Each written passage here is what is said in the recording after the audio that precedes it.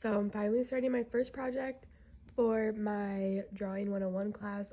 And we basically have to do like blind contour drawings of our hand and feet 7 times.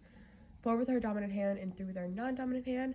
So I just did this, and basically we can't look at the paper. We just have to look at our fingers while we do it. So that's my first drawing. We have to do one using our non-dominant hand, and it's super hard.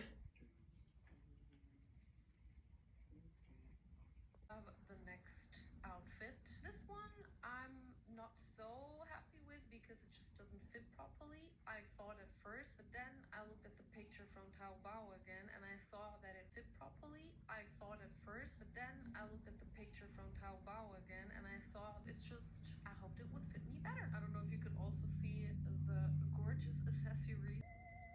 So I think paired with the right outfit, the right wig, I think this could actually be really cute because I also love the idea of this. Also, I don't. Okay, so I have finished all of my hand gesture drawings. These 4 I did with my dominant hand, and these 3 I did with my non-dominant hand. And that's literally our first project. We also still have to do a sketchbook a day. I have to do mine for today, but my pages are filling up. I'm setting up a little still life moment because this is my second project for my Drawing 101 class. We have to do a still life with 3 pairs of shoes, 2 objects, 2 chairs or stools, and I'm using this stool. And I'm trying to just find a cool way to like arrange everything, I guess.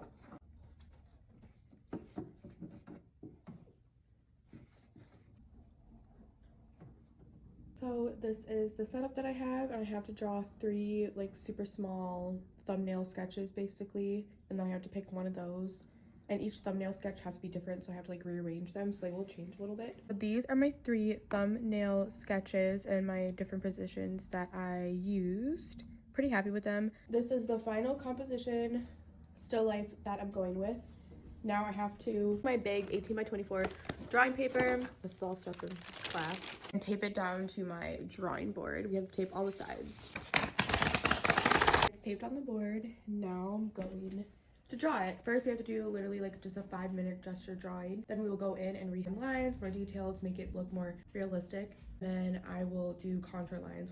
I was literally drawing this for 3 hours and I had to redraw it 3 different times. I even changed the layout and the whole like composition of what I was drawing. I mean, it was still the still life, but it was a completely different section of the still life. And I just wasn't happy with it, so I went back to my original drawing. And then I ended up really liking it. It took some time and effort. We also already had the critique. This is like a week old video. Just want to add that. It's literally been like 3 hours. And I had to redraw this so many times. I had to even change out the shoe. Really happy with like my plants and the stool. And then I did the little window. This other stool I don't love, but this is like really strong and good. I had to draw really light. I know it's really hard to see. This is like the second stage. Now I have to go over everything with a darker pencil because for this one we used the 2H. And I think we're gonna do like 4B or 6B, so it's a little bit darker, and do contour lines of everything. Here I am doing the contour lines of everything. I actually really enjoyed this part because it was easy. I just had to follow the lines that I already had made, and it was a good like activity to really just stay present and in the moment because I didn't want to mess up. The more mess ups, the more erasing and then redrawing you have to do. I never draw big scale, so I'm really proud of myself, and it turned out really good, and I got a good grade, so yay. Hours later, 3 drawings later, I'm finished, and we couldn't do any shading or texture or anything. We just had to do contour lines, and I'm really happy with it, honestly. Very happy with it. I don't ever do large drawings like this, so this was a really big challenge for me. And we're doing a critique on Monday, and then I think we're gonna do more with this, but I'm not really sure. I'm working on project number 2 for my 2D studio art class, and we are making notins, which are Japanese black and white mirror abstract art. I'm measuring my squares, and then I'm going to cut them out. I have my sketches that we had to do that I'll show you guys. They're called thumbnails, and we had to pick 4 out of the 8. These are my sketches or thumbnails, my ideas. It's a little messy, I know. We had 4 different prompts, and we had to draw 2 for each and then pick one that we wanted to do out of each prompt. So this one, the prompt was repeat a single shape to create movement. This prompt was curved to straight lines. This one was use like nature and plants and then geometric shapes. It's like we had to do 25% geometric and 75% stuff from nature. I want to get anything done. Kitty, I have work to do. Now I have to do this 4 more times. Okay, so I cut my 4 squares out, and now I'm going to sketch my sketches on its squares, cut them out, and then each one will get probably their own piece of paper. I might try and put 2 on, but it has to mirror it, so I just don't know how much space it will take up. But let's do one and see. I'm honestly excited. This has been pretty fun so far.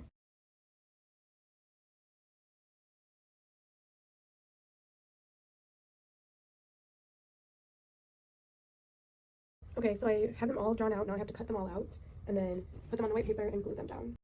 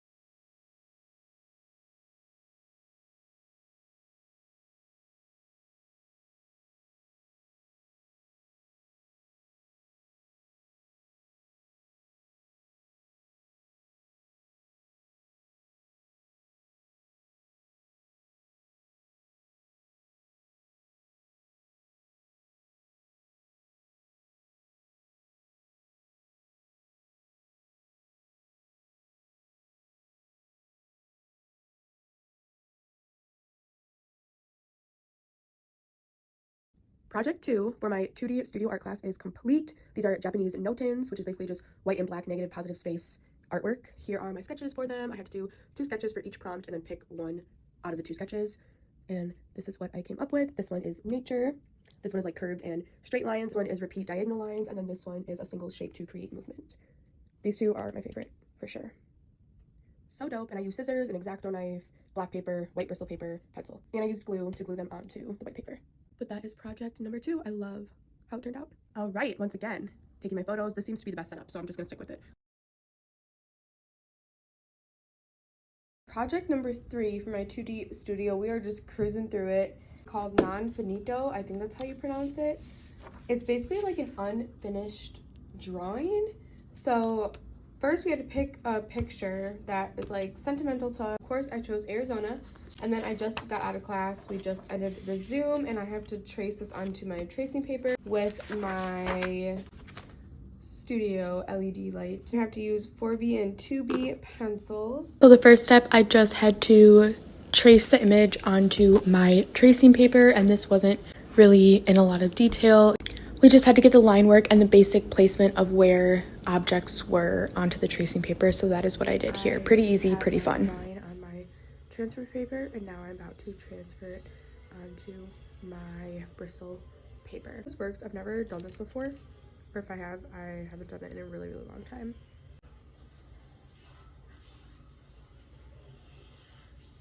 So I had a hard time doing this. I don't know if I traced on the wrong side of the tracing paper originally, so then I was kind of tracing it backwards and on the wrong side the whole time. It was not transferring onto my bristle paper at all. And I ended up just taking my bristle paper and my tracing paper and my light, and I just did it that way, and I just drew directly onto the bristle paper and put the tracing paper underneath and the light pad underneath that so I could see through. That worked really well and was a lot easier to trace and just see all of my objects and where everything needed to be, even though I ended up redrawing it another time. Because as you can see here, I started with the line work, and I don't know, I just wasn't really confident with my lines, and I felt like they could have been straighter. I added some extra detail, and I'm honestly going to redraw. I just wanted to be a little bit more precise with my line work. This was my first drawing, second drawing, a lot better, lines are more confident. Now I'm inking the drawing, and we had to use the smallest, finest tip pen that we had in our pack. And then we were able to use the second smallest for like outline detailing to make stuff a little bit thicker, just to add some more detail and depth and dimension.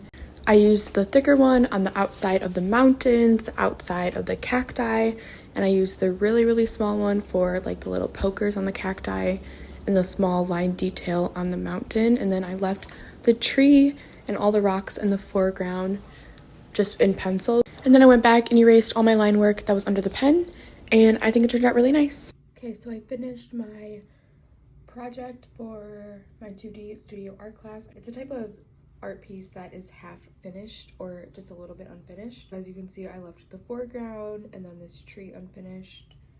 I used darker lines on the outer mountains, outer of the cactus, and small thin light lines for the spikes and the inner detail, and I'm really happy with it. For my drawing 101 class, we have to do another still life. This one is going to be black and white negative space, just to like overlap things, protect this tower. I'll have to take a photo of it so he doesn't try and jump up there. You don't have to do any specific objects like the last one.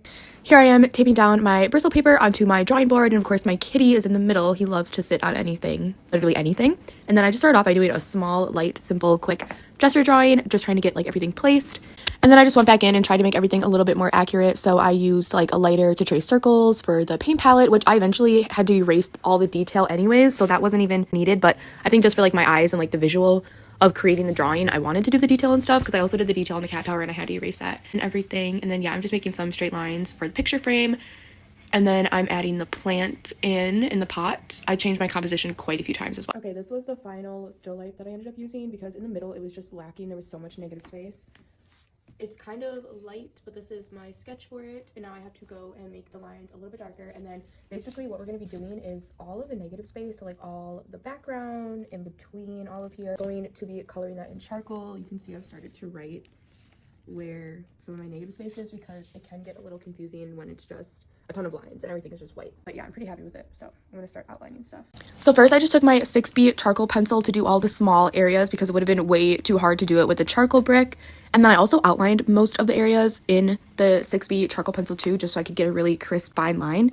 And the only thing with charcoal, I do love how like smooth and easy it is to work with, and it's super like manageable. Like if you mess up on something, it's really easy to erase, but that's the other part about it. It's super easy to smudge and to get everywhere, and he really wanted all of the white to be super white, so at the end I did have to go back in with an eraser and just make sure nothing was smeared, and if it was, just clean up the lines and stuff. My cat also ended up walking over the paper when I like left it on the floor for a minute or two, so when I had to erase his paw prints, you'll see it on the board at the end of the video. Honestly, I struggled with this a little bit at first, just drawing everything out and doing still lifes. It's just not my forte, and it's not something I do. I don't practice it a lot at all, actually, ever. But still lifes are really good practice just for measurement, line work, working on perception and depth. Drawing 101, the class I'm in, it's basically learning the fundamentals of art. What makes up art, lines, shapes, different types of shading techniques, different types of line work, different ways to go about using negative and positive space.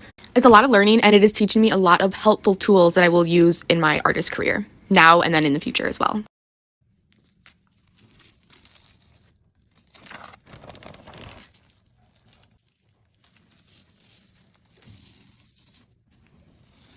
Project number 3 for my Drawing 101 class is done, focusing on negative and positive space. My kitty also walked on the charcoal. Set up my next still life for, I think, my project number 4 for my Drawing 101. I have to work with graphite, and we have to eliminate lines because like you don't really see lines in real life, you know what I mean? Like they're just there, they're just shapes. And then we also have to do like a light source to do shadow work. I already taped down my paper. I'm gonna cover it with graphite, and I'm gonna wait honestly till it gets a little bit darker out so I can have a little bit more control of the light. So I taped my paper to my board, and then I started off by making a light layer of graphite to just give me kind of a base for my shading and value. And then I started sketching my objects and just getting the basic shapes down and then kind of doing more detail, but I had to refine the detail anyways as I went on. And then also some objects didn't even need as much detail as I gave them, but it's really good practice for me to draw things like realistically and in proportions and stuff. This was a little bit later because I had to wait to really do the value and stuff when it was dark out so I could have a direct light source.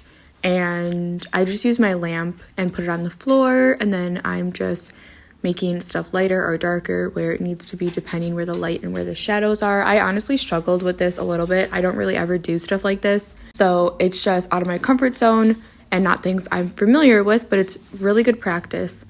And I was pretty happy with the final outcome for never really doing stuff like this, so you just got to keep practicing to get better at things. Here is my final piece with shading and value. I think it's pretty good. I've never really done anything like this before. I think it's pretty good for my first try. You can tell what the objects are, and I think I did good with the shading and the value and trying to stay up to date.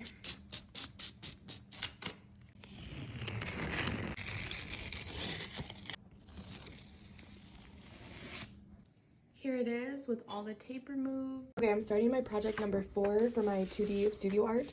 So we had to pick one object that was meaningful to us, and I picked this beautiful locket that my boyfriend got me after my dad passed away. So I just started using my scissors and cutting out the basic big shapes and line work, and then I went in with my X-Acto knife to get the little itty bitty gritty parts where it was like through the chain or around the heart locket. And this didn't take that long, but I did do the second part the next day, which is why the lighting is different right here. This is where I took the X-Acto knife, and honestly this was kind of hard. An X-Acto knife is kind of hard to use, especially when it's not in a straight line, but I was able to figure out how to work it, and I got it done, and it looked really, really good with the X-Acto knife cuts. This took me a little bit. I had to cut some more things off, move things around. I wanted to arrange the pieces as if it looked like the locket was being opened. This is the final composition that I'm choosing. I'm editing gouache and different forms of shading with our fine tip pens again. Still trying to master tracing paper and how it works. I don't know if I'm not pressing down hard enough. I don't know if I'm tracing the wrong side. I don't know if I'm using the wrong pencil for it, but every time I do it, it does not transfer onto my bristle paper. So I just traced it onto the tracing paper, and then I put the tracing paper under the bristle paper, and then I used my little light source to trace it that way, and that was just the easiest way for me to do it. It works this way, so I'm just gonna keep doing it my way. And then I started off with the fine tip pens. We had to use the 2 smallest tips, and also I'm not doing like any lines. These are all mini tiny miniature dots. This took me so long. We had to use like 3 different forms of like shading. So I did cross hatching, stippling, which is like little dots, and then like a scribble effect to show like texture on the big locket in the middle on the flowers. But yeah, this just really took a long time. I use any other form besides like just normal shading and cross hatching, so it was cool to use different things, and they actually really do show different types of like texture and stuff, and I did smear it a little bit, so I had to be more careful with that. Okay, this is all the detail and line work with my micro pens, and now I'm going to go in with black gouache and add more value and more shading. I have my black gouache, all my paintbrushes, my palette with some water in the middle. This is my first time using gouache, and I do have my own gouache kit. I just have not gotten around to trying it out and playing with them. It was a little bit challenging to kind of just figure out how it works, because it literally is a mix of acrylic and watercolor, and I feel like those are 2 very different forms of paint, but I think I did pretty good for it being my first time. It's really good practice, and I definitely want to use gouache more, and I have been wanting to, just haven't taken the time. This is my sign. I just realized I never showed my final project of this. This is how it turned out. I also want to like show you all the detail, because I wasn't able to do just lines. Like all of that are little mini dots, a million cross hatching, little lines. This took forever. And then on here, I did kind of like a zigzag swirl to show like detail and texture. But this is how it turned out. I'm really, really happy with it. Yeah, I got gouache on there, but it's okay. I just cropped that out of the photo, and I love how it looks. If you can hear me, my rock tumbler is right over there, so it's kind of loud. But I'm working on my project for 2D Studio, the collage project.